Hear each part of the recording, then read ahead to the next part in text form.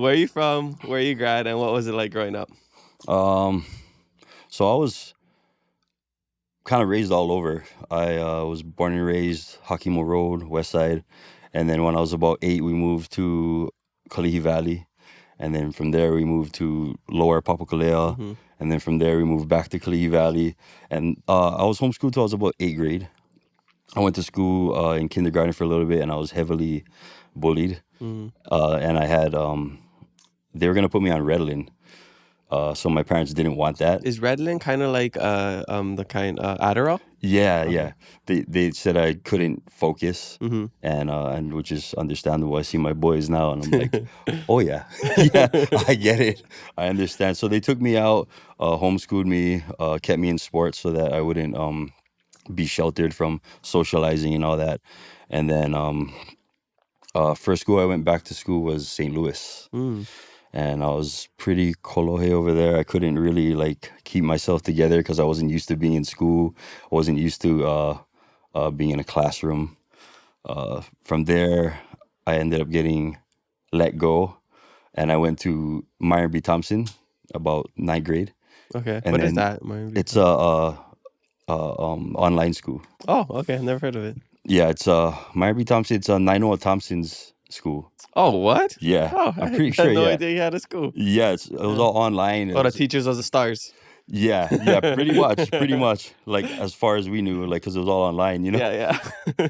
But from there, I went to Word of Life, Okay. and then Word of Life. From there, I went to Farrington for a little bit, Mhm. and then from Farrington, I went to McKinley, Holy. and then that was about 10th grade. I ended up dropping out because It just wasn't for I you. was just wild. Yeah, I Yeah. couldn't stay in class, and I was just really wild. Yeah, so Mhm. from there, I dropped out 10th grade, and then my parents were like, "You need to get a job." Mhm. So I started working Waikiki Beach Boys. Mhm. Hawaiian Oceans was my first job, and that's kind of where Hungry Hawaiian started. Was just seeing crazy stuff happening down there and just filming it. The cops arresting people, fights, uh, going out to like lures at night and seeing Mhm. like riots or like fights going on and filming, meeting other people, and telling them, if you guys see anything going on, let me know, shoot it to me, and I'll post it. And then my friend, one of my good friends, Moki Miranda, Mhm. his father was a captain on the Nahoku, Oh, but wow. he was a runaway. I met him when I ran away, and we kind of like built Hungry Hawaiian together, sort of, Mhm. without like talking about it. Then one day he was like, "Hey, you should just start posting like what we film around here, but like from around the whole islands." Mhm. And I was like, "Oh, that's kind of like just all the crazy stuff, or Mhm. just stuff going on." But it was more just like all the batshit crazy shit Mhm. going on, like fights and like cops chasing people and like big parties and like um stuff like that. Yeah. Mhm. Yeah. So, around what time was this? Like, what year? It's probably at least 20 after 2010, after like Oh yeah. 2011 when Instagram came out, It was right? like So, 2013 when we first okay. started. Yeah, I'm pretty sure it was 2013. Okay, yeah. And my sister-in-law Leha Hale, she commented on my story saying that you're going to be on the podcast, saying that she really appreciates you. I don't know if you remember her. She used to surf in Waikiki a lot, but she said you were always super nice to her and like her crew, because when they would go out, they would leave their stuff with you.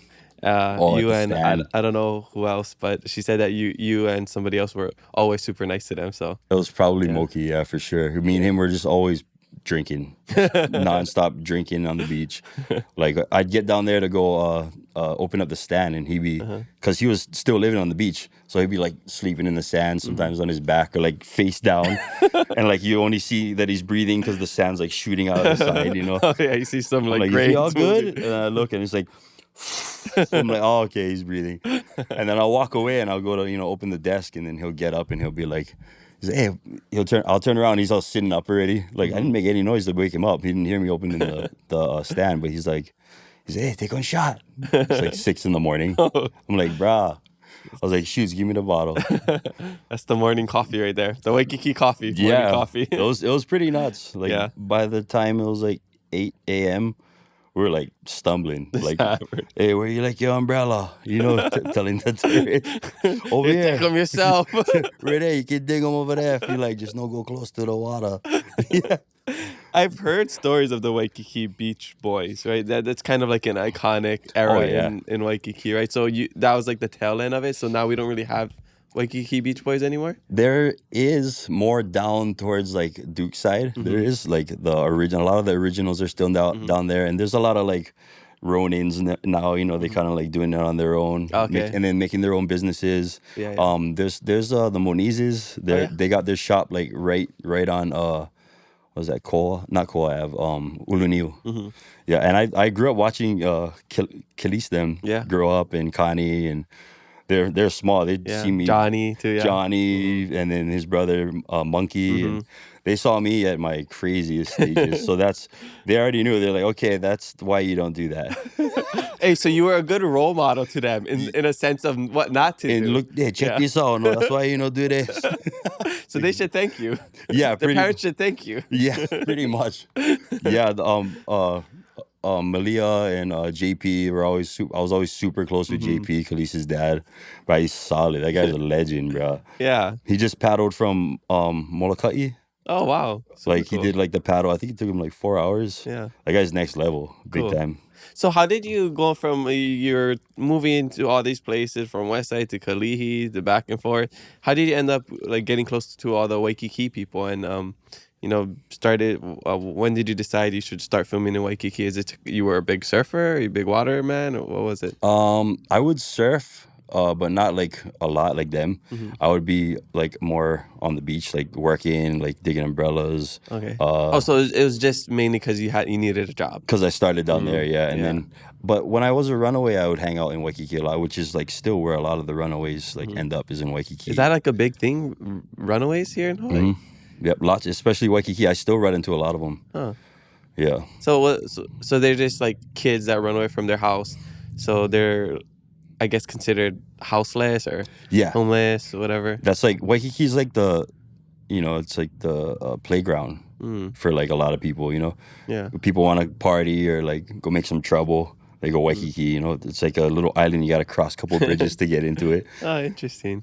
But a lot of runaways hang out down there because it's like a spot where they can survive. It's like a little easier. That's why there's a lot of homeless down there too, because it's really easy for them to Yeah, I mean, survive. sleep on the beach, right? Yeah. Yeah. I mean, they all eat out of the trash cans. They can like ask tourists that you don't see the same people every day, New people you can ask for money every day. Yeah. And then some comfy places to sleep if you know where to go, because the beach closes at 12. Okay. And then once the beach closes at 12, then you got to know where to be, like in the cut, or you're going to get kicked off the beach or even arrested for being on the beach. Oh, that's crazy. It's like a whole new world that we don't know about, Yeah. Especially, you would never think in Waikiki too, because it's like really like, it's for the tourists and it's like Disneyland, Yeah. But Ah, interesting.